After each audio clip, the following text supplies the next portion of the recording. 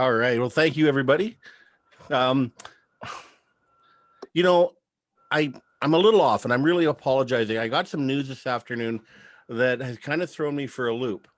And well, not the hell with it. I'll just tell you. I just found out that my girlfriend's getting married this summer. To me. And that's kind of a neat thing. I'm kind of excited about that. To be full honesty and transparency, I'm actually coming up on 10 years of being happily married. So I'll take the pity clap for that. I will. Thank you very much. It did take 2 wives to get to 10 years of happy marriage, but we made it. So we're really good along the way. My second wife and I have it figured out though. We have a very simple rule, one simple rule, which is good for me as a guy, because one thing is all I can remember. But we have the simple rule for our happy marriage, and it goes like this. If one person says something incredibly stupid, the other has the right to respond with an equally stupid answer. So this is how it works. Before the pandemic, we were out at some big family event. We're all dressed formally, and my sister-in-law walks in. Now, my sister-in-law is wearing a dress that accentuates all of her positive and hides her limitations.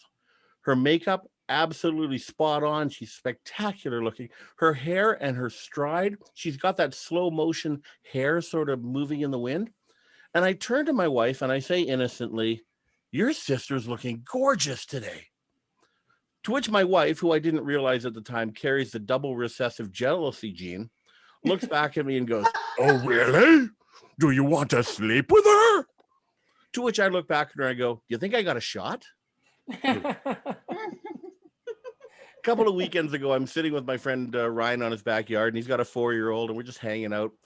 And I'm amazed at his son. Kids are amazing. They have the ability to walk, talk, and cry all at the same time.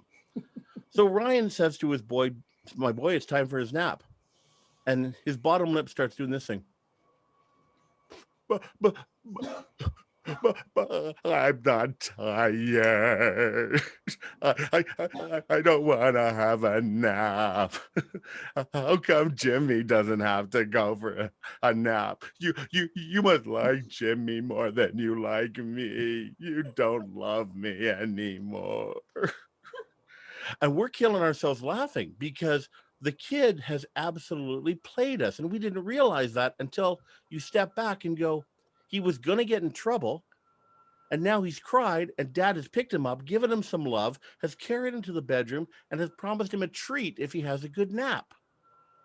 So I'm thinking this has got to work at work, right? My boss called me in the other day. "Oh, yeah, Ari, we got to talk to you about something." "Oh, okay. Yeah, revenue's down here at the factory, and well, we're going to have to let you go."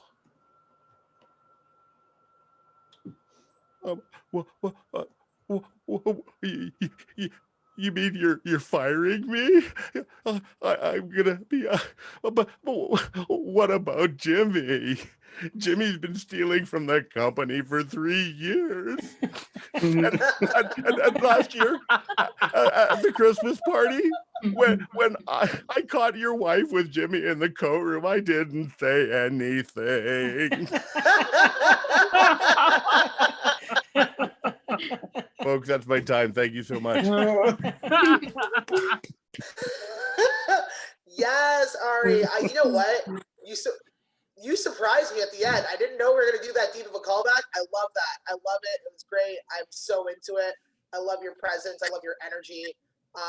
That's it for me. I actually really enjoyed that a lot. Ari, I mean, great job. You're very engaging and you really draw people into your jokes, which is fantastic.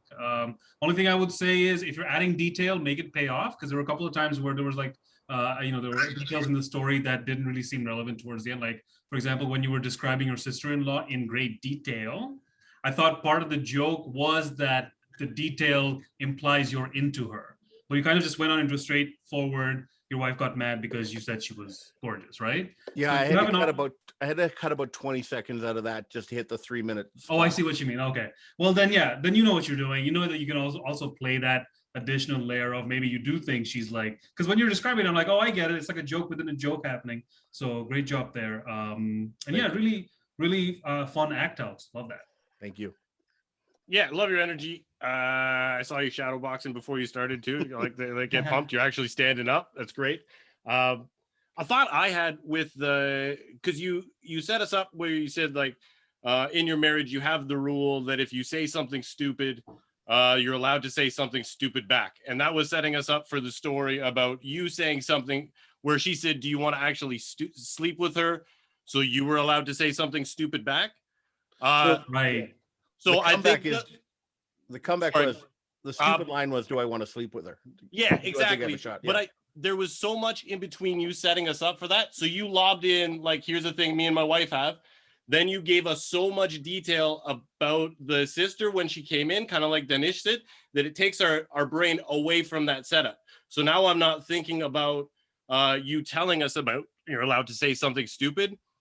So I think a lot of the audience will forget that setup. So when you come to that exchange between you and your wife, we lose all of that, and it just seems like you're being an asshole and she's telling you to shut up, right? So Okay.